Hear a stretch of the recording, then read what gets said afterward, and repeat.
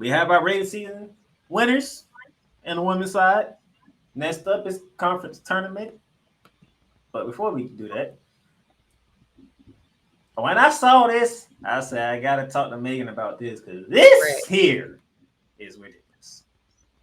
The Big Ten's I think women's this tournament is sold out for the first time, and they are expecting over 109,000 people in attendance.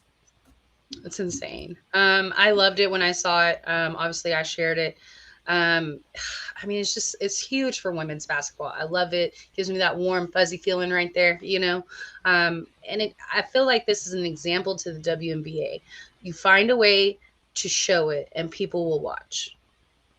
So you got the face of the college up Hmm. there on the top left with Caitlin Clark, and then at the bottom right, you got the team who actually will be the one seed going into the Big Ten tournament in Ohio State.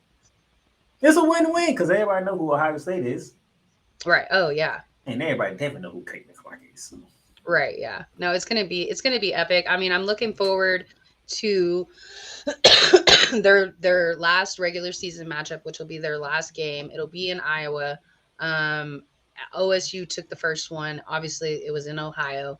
I would love for Iowa to win the last regular season matchup, and then for this to be for that those two teams to be the championship game, and that to be the tiebreaker for their matchups this season. I would love it. I hope it works out like that. but the playmaker did a little extra for the people, okay? Because I'm pretty sure you're on the run. Where are these conference tournaments being held at? I took the liberty to find out for you, okay? So you have the ACC that's gonna be beginning on March 6th to the 10th, and that's in Greensboro, North Carolina. The Big Ten, as we just talked about, that will be taking place the same dates as the ACC, and that's in Chicago. So that should be fun up in Absolutely. Chicago. I love Chicago, so I'm sure that's going to be a fabulous stage for it. Miss Megan Price, your Big 12 tournament is on the 7th through the 11th. It's taking place in Kansas City. Yes, indeed. I think Kansas City has a lot of hype going for it right now. I mean, obviously they had the Super Bowl. They won the Super Bowl this year. Now we're gonna have to let's be honest. You're gonna have to have heightened security. It is what it is. We know what happened at the Super Bowl parade. You're just gonna have heightened security. And then, but I think that the Big 12 tournament is, like I said, between the men's and the women's, it's a crapshoot. It's anybody's guess because there are some underrated teams like West Virginia.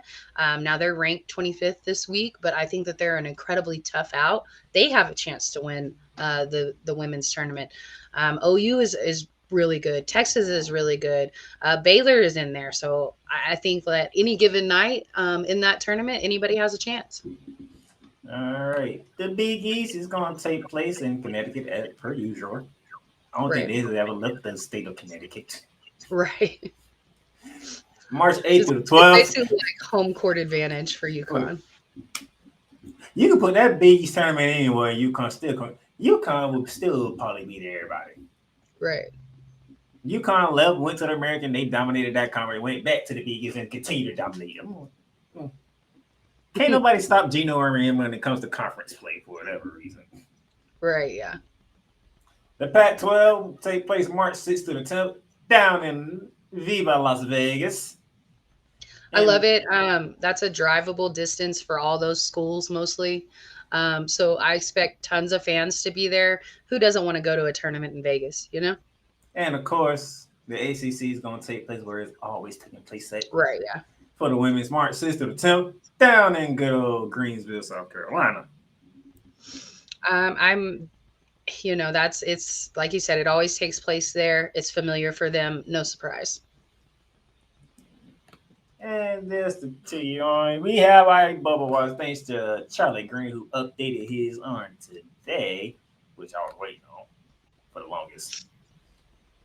As you can see here, you have the last four buys of Marquette, Michigan, Green Bay, Maryland. Last four in Kansas, Auburn, Mississippi State, Vanderbilt.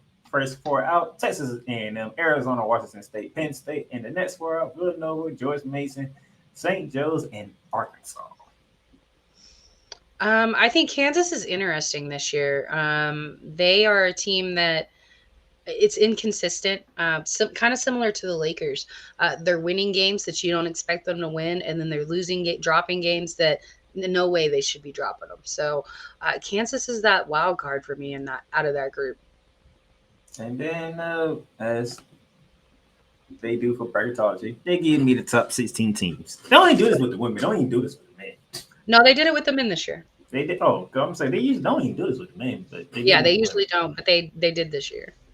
Your top seeds going into this weekend are, of course, South Carolina, Ohio State, Stanford, and they put UCLA. That's the fourth number one seed. Yeah, that's the only one that I don't necessarily feel like should be the one seed. They will do anything, and I love Tara and her program. I do. I love watching Stanford. Y'all know I'm a huge fan. More than anything, like I'm a Haley Jones fan, so I loved watching her and Cam together. But they will do anything to make Stanford the one seed. And then Texas always has to play them in that region, and that's always who puts us out of the tournament. And sure enough, we're gonna. Well, depends on where we fall from this loss. That might be a blessing, actually.